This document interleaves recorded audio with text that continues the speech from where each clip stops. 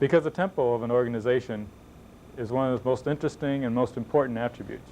The speed at which an organization makes decisions is critical in surviving in a competitive marketplace. Most of the Fortune 500 companies that are extremely successful are companies which can make decisions fast and move the flow of an organization forward. Responding quickly to a change in events is critical. You don't want to lose control of your life by allowing other people or events to make critical decisions for you. An organization doesn't want to lose control of events because they are unable to make decisions quickly and rationally. Some of us make decisions based upon habit. We're just used to deciding in a certain way. We may do the same thing every Saturday afternoon. We may play golf every Saturday afternoon out of habit. We don't sit down and actually think about what we're going to do. And after a year or two of that, we may be unsatisfied, saying, where's my time gone? Companies have the same problem. Managers and organizations sometimes make decisions based on habit. It's the way we've always done it. So we'll continue to do it that way. Some people have such a difficult time making decisions that they just wait. And they say, well, I'll decide at the time. I like spur-of-the-moment decisions. I like to be spontaneous. Those are my best decisions when I don't have to think about them ahead of time. Some people make decisions, and some organizations make decisions based upon demands of others. Other people tell you how to decide. Other people tell you what to do. Other people tell you where to go. And some of us just make decisions based on default. We wait so long that we don't have any other choice. Other possible alternatives have dried up and blown away by the time we get around to making a decision.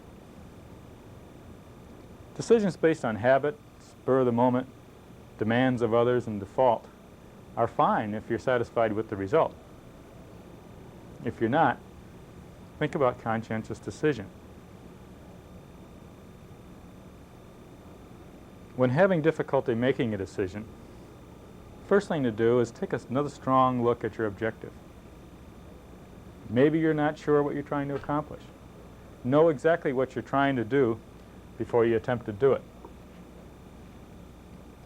This could clear away a lot of unwanted alternatives right away, just by more clearly defining what your objective is. After you know for sure what it is you're trying to accomplish and you've verified it, you want to study the problem. Look at what's happened in the past. Look at the potentials that exist for solving the problem. What is the scope of the problem? Study it. Take a look at it sideways and backwards. Make sure you understand the problem. After that, you want to start developing alternatives. What are the ways to solve the problem? How many different ways can I approach it? This is a good time to start seeking advice. Ask others in the organization, or friends, or relatives, or other people whose opinion you trust and respect, what they would do if they had to make that decision. Try to put their thinking cap on your head. Gives you different perspectives. Don't rely only on your own judgment if you don't have to. At the same time, don't ask people's opinion that you know you're going to ignore anyway. You concentrate on asking people whose respect you do have what they would do. Develop those alternatives. Then compare the alternatives with the objective. Make darn sure that all these alternatives that have been offered you and that you developed yourself will satisfy the objective.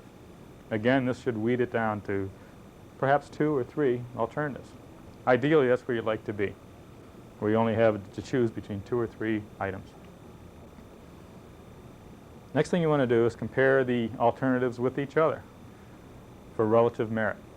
Some alternatives have more merit than others. Not always. Sometimes after doing that, you may still have 2 that are even with each other, that have the same relative merit. This is where judgment comes in. And this is why you're paid all the enormous amounts of money that you're paid. Because you have to decide between 2 alternatives which seem to be equal in value, but are approached from a different point of view. And this is where intuition and hunch and seat of the pants decision making comes in. It's not to be underestimated. It is important to use your gut when making certain decisions. Pick the best alternative, the one that makes the most sense to you, or the one that feels good, that feels right. It's usually the right answer. And then take action. Once a decision's made, go ahead. Take action.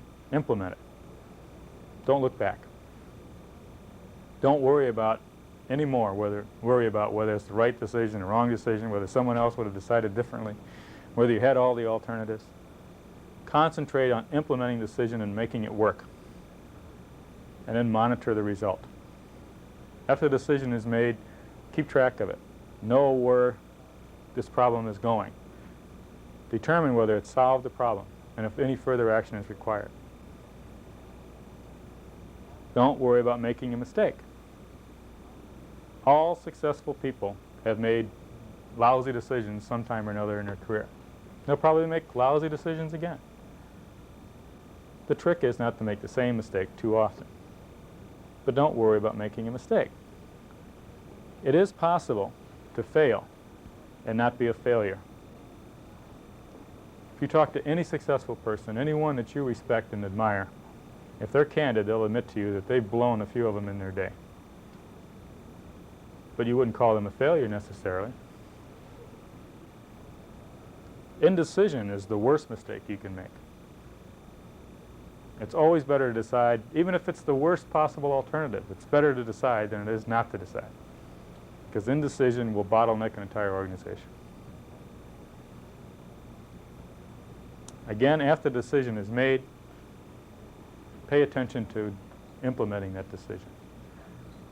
In California, we had a proposition called Proposition 13, which was a tax reform program, which the governor, Jerry Brown, was vehemently against. However, the public passed it. It was on a referendum ballot. It didn't require the governor's signature. The public decided they wanted this tax reform. They wanted to lower the taxes. Although the governor was against it, he then rolled up his sleeves and made it work. He devoted his time to making the decision work. He couldn't worry anymore whether it was his decision or whether he was in favor of the bill. And although he has problems, Governor Brown is still widely respected for having implemented that decision. Once a decision's made, don't look back. If you have a decision which is irreversible, which once made is carved in concrete and cannot be changed, take a little more time deciding that, as opposed to decisions that can be reversed. If you decide you want to, if you're trying to decide whether to reorganize the marketing department, for example, that's a reversible decision. If it doesn't work out, you can always go back to the way it was before. But in most people decisions, or in decisions affecting the investment of capital, many of those are irreversible. And once the capital is outlaid or spent or devoted to a project, it's very difficult to get it back or impossible.